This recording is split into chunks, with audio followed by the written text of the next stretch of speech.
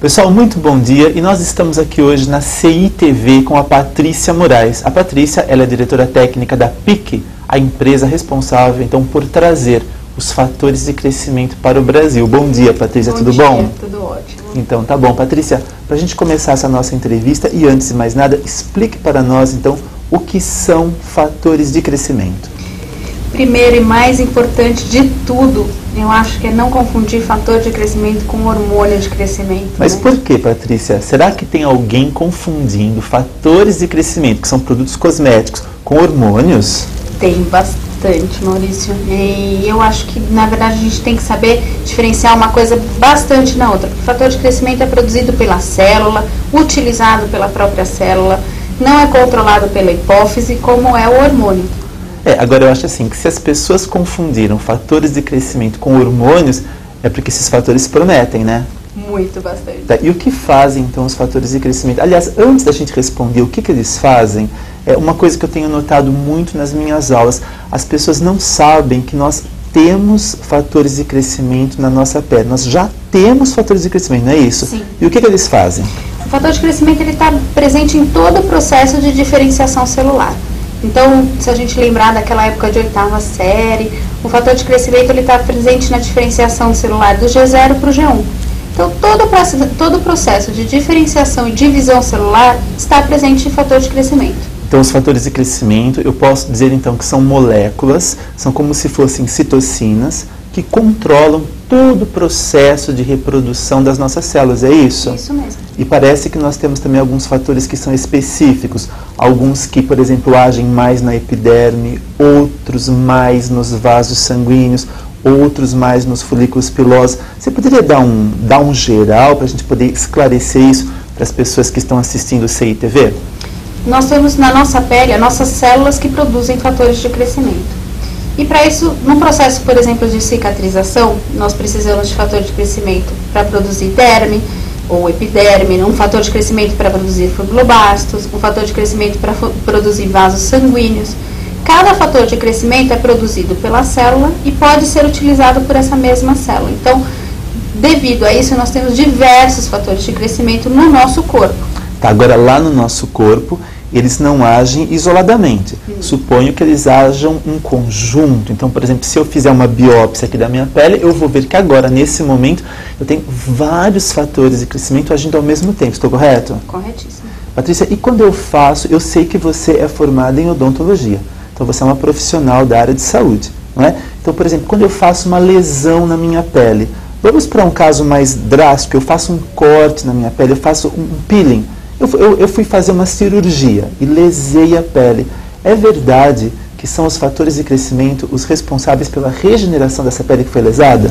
Com certeza. Eles estão presentes em todo o processo de regeneração, não só da pele, por exemplo, do fígado, que é o nosso único órgão que se regenera, são os fatores de crescimento que fazem toda essa regeneração. Tá, mas como que é, por exemplo? Eu vejo, por exemplo, que muitas pessoas estão utilizando fatores de crescimento em pós-peelings ou em cicatrizes cirúrgicas. Então, depois de um peeling, onde então eu agrido a pele, a nossa própria pele aumenta o nível, né, a concentração de fatores de crescimento no local da lesão?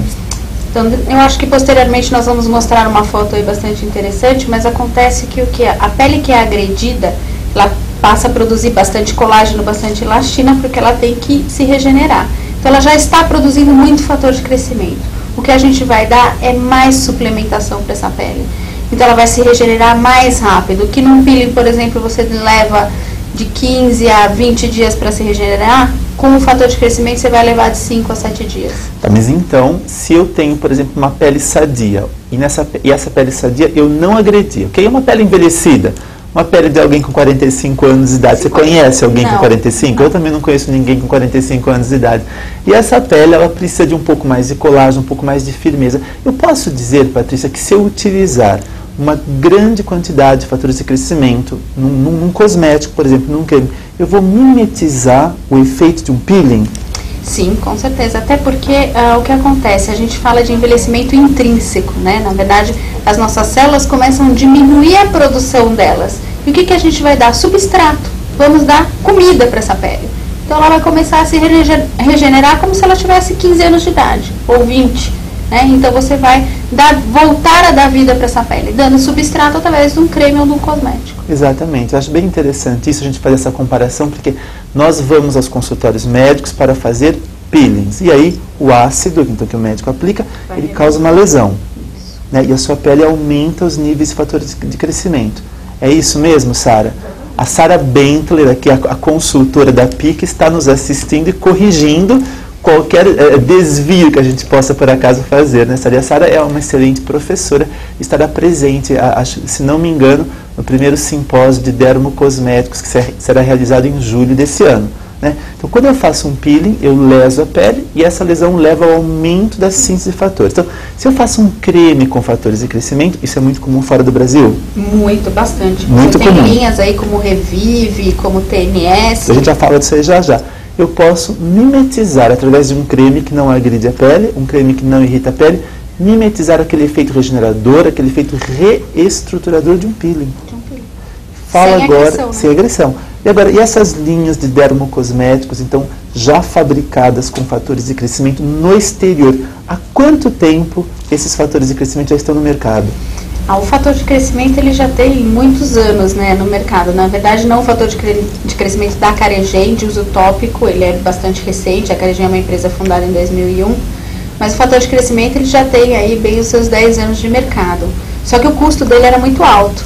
Então você tem produtos hoje da Revive, por exemplo, que 4 ml custam em torno de $800. 4 ml de produto. Devido à alta eficácia dele, você tem um valor agregado ao seu produto. Né? Então, porque você pode falar aí para o seu paciente com toda a certeza que ele vai ter em 4 semanas uma melhora substancial. Então, o preço dos fatores de crescimento ao longo dos anos vem caindo. Vem caindo. Tá? E lá no exterior nós já temos então, cosméticos com fatores de crescimento há mais ou menos quanto tempo? Hoje, acredito há uns 5 anos. Já há uns 5 anos. Inclusive teve um Nobel, não teve? Alguém que ganhou um prêmio Nobel. Foi quando foi a descoberta do EGF. A descoberta do EGF, eu lembro disso, eu lembro. Patrícia, e você então aqui no Brasil, a PIC aqui no Brasil representa a Caregen. A Caregen fica onde? A Caregen fica na Coreia do Sul. É uma empresa sul-coreana fundada em 2001 por um biogeneticista, que é o Dr. Chung, que estudou em Harvard, nos Estados Unidos, e ele começou os estudos dele com câncer de mama. Ok. E como são produzidos os fatores de crescimento?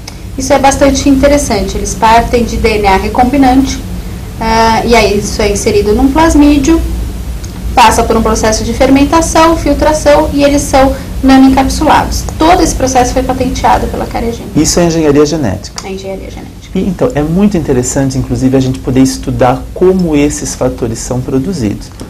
Nós vamos agora para o intervalo e depois do intervalo temos fotos.